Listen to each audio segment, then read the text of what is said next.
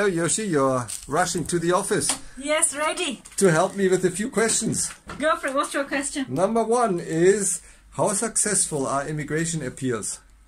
Well, I want to say it depends on your lawyer, But no, it depends on what the decision is and what law Home Office has used to refuse application and what law you are using to defend your position and win the appeal, and what documentary evidence are being used to support the appeal.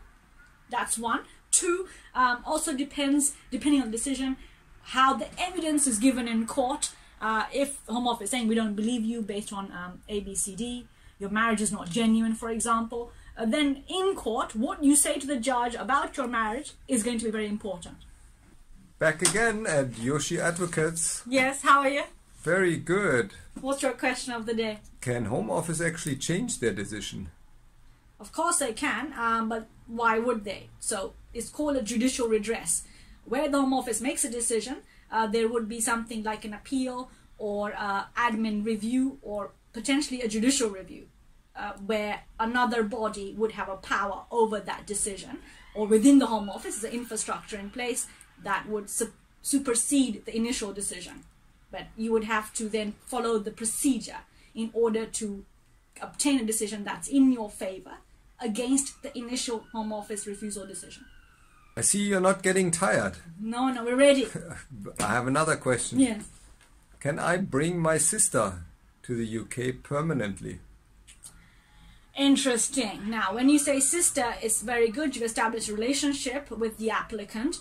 But if your sister's over 18, or less even if she's under 18, it'll be very difficult. Because even if the sponsor say you are British or settled and your sister's overseas, your relationship is still that of a sister, which is extended family member. It's not a direct family, which is blood, a child or a parent. The other way, it would be something called an adult dependent relative, where there would have to be a medical condition, a particular age requirement, which I'll go into much more detail. But the relevant application, if you wish to consider, ultimately would be a human rights application, where you give the Home Office all the information, the documents, the situation that surrounds why she should come in the UK and why they would give you the visa, because it does not fit a particular application category. I'm already on my second question, which is, can I sponsor myself in the UK? Oh, clever, very good question, but no, because the idea of a sponsorship is that another party outside of you takes responsibility.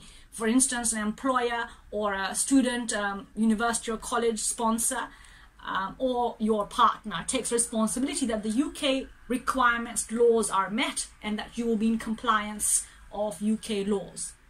Have your water for the last question today. Yes.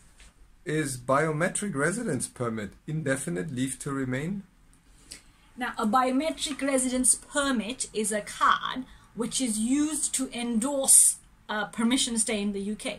Whether that permission is indefinite stay or limited leave to remain, student visa, whatever it is, the biometric residence permit is simply a card that is used for endorsing the permission to stay. It does not itself it becomes permission to stay. So in a nutshell, no, it is not indefinite leave to remain.